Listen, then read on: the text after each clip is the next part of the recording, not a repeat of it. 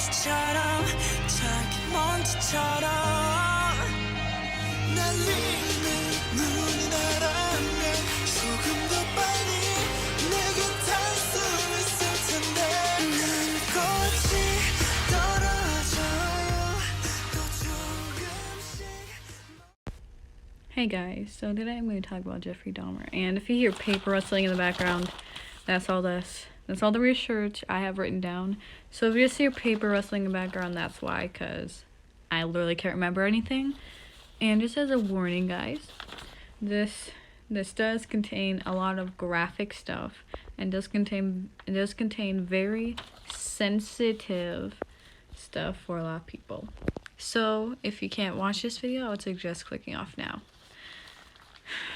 And if I pronounce anything wrong, just tell me in the comments, because I probably won't even be saying half of these right, because I can't English properly. But let's just get right on into it. Jeffrey Lionel Dahmer was born to Lionel and Joyce Dahmer, May 21st, 1960, in Milwaukee, Wisconsin. People described him as an energetic and happy child until he had surgery at 4 to fix a double hernia. The surgery had negatively affected Dahmer. When his brother David was born, he became more withdrawn. When he was a teenager, he became disengaged, tense, and friendless. He had thoughts of murder and death at 14. He started out by murdering animals and dissecting them in a shed in the back of the house when he was left alone. When he was done, he would bury the animals in the backyard. It's reported that his parents' divorce is what could have sparked those thoughts to become actions. By the time of Dahmer's first murder, in the late 1970s, his alcohol consumption became worse as he was living alone at the time. Smart move by the mother, right? He dropped out of Ohio State University after only a quarter of a term. His dad got remarried and was mad when he found out Joyce left Dahmer to fend for himself. He insisted that Jeffrey enlist in the Army. In late December of 1978, Dahmer had enlisted in the Army. It's been reported that Dahmer had raped and sexually assaulted a male while in the Army. His drinking problem didn't get any better. He was discharged in 1981. When he was discharged, he went back to Ohio. His father would later send him to his grandmother's in Wisconsin. He was arrested twice, the first for disorderly conduct and the second time for indecent exposure. Now, Dahmer's first murder was in 1978, right after graduating high school.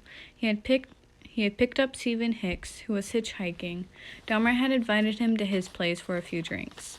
When Hicks tried leaving, instead of asking on a ride home, Jeffrey instead struck the back of Hicks with a barbell and then strangled him to death, killing him. He would dismember Hicks, stuff the body parts in plastic bags, and then bury them in his parents' home. He would later exhume the remains, crush the bones, and scatter them in a ravine, after burning off the flesh with acid. It was September 1987 when Jeffrey took his second victim, Stephen Tuomi, I have no clue. The two men had checked into a hotel and started to drink. The two would go through intercourse. Dahmer put sleeping pills in Stephen's drink, which lulled him to sleep as Dahmer raped him. Jeffrey had woken up to Stephen dead. I began by asking what he wanted from the men he picked up. I had these obsessive desires and thoughts wanting to control them, to,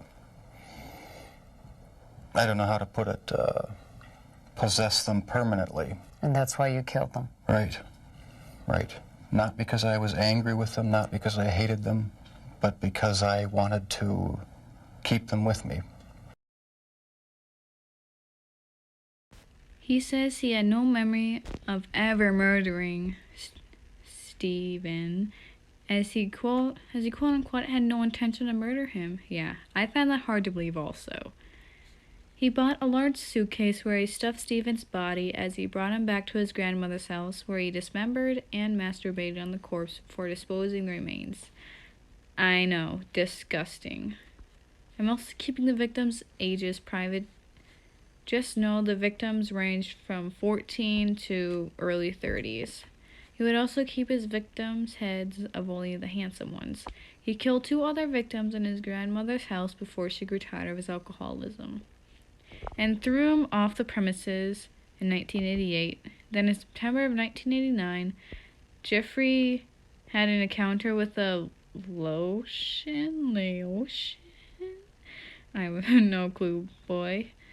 He would later be arrested for sexual exploitation and second-degree sexual assault for Dahmer.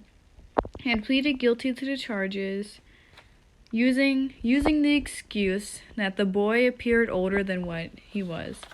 While awaiting his sexual assault case, he had brutally murdered a man in his grandmother's basement. Oh my god, I can't read my writing. March of 1989, Jeffrey lured, drugged, strangled, sodomized, photographed, and dismembered and disposed of Anthony Sears, who was an aspiring model. At his trial for child molestation in May 1989, Jeffrey was a model of contrition, arguing that he had seen the errors of his ways and that this arrest was a turning point in his life. His sentence was reduced to 1 year. He was allowed to work during the day and returned to prison at night. He was released after 10 months. Over the following 2 months, his body count accelerated from... Wait, 2 months? What is... I don't remember. It's either 2 months or 2 years.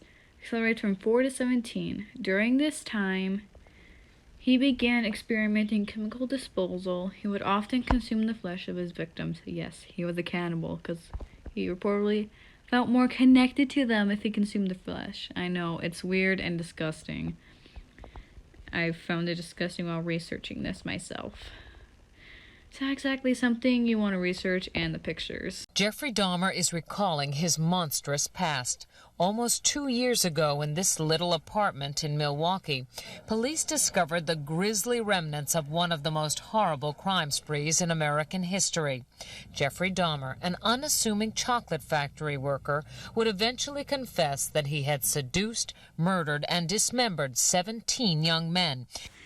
He would also drill holes into his victim's skull during intercourse and dumping muriatic acid in the hole while they were alive. Yes, they were still alive. I can't even envision that. That must have been awful when a person was still asleep and you can just feel acid getting dumped into your skull. Ugh. Can't even envision that without getting chills. On May 27, 1991, Dahmer's neighbor called the police as she saw a boy running naked on the streets. The police took Dahmer's word for the boy being his drunk 19-year-old boyfriend, which was a lie. The officers escorting them home. After they left, Jeffrey had murdered the boy and proceeded to his rituals. The police found the body of Dahmer's 12th victim, Tony Hughes. The police had picked up an African-American man named Tracy Edwards, who was wandering the streets with handcuffs dangling from his wrists. They arrived at Jeffrey's apartment to get the keys for the handcuffs. It was then where they found the photographs of Jeffrey's 17 victims. Jeffrey had been subdued and arrested by the officers. Searches revealed that there was a head in the fridge, 3 more in the freezer. They discovered numerous skulls, drawers containing genitalia, and a gallery full of macabre photographs of the victims. Dahmer's trial began in January 1992. Most of his victims being African Americans, they assumed it to be racial tensions. Initially, Jeffrey had pleaded not guilty to the murders despite the evidence found in his home. He changed his plea to guilty by virtue of insanity. The jury believed that Jeffrey was fully aware of his... Why am I laughing? It's not even funny. Was fully aware of his gruesome crimes on February 1992. They returned after approximately 10 hours deliberation to find him guilty, but sane on all counts. He was sentenced to 15 consecutive life terms since the death penalty is banned in Wisconsin. Dahmer was found dead on November 28, 1994 after being beaten to death by a metal bar. He was officially pronounced dead an hour later in the hospital. A serial killer unmasked. There were protests and press conferences in Milwaukee as people tried to understand how this could have happened in their midst. How did Jeffrey Dahmer get away with murder after murder for 13 years? I didn't go into great detail because, well, with me being a student, I don't have that much time to research, but I would have went into a lot more detail if I had a lot more time to research.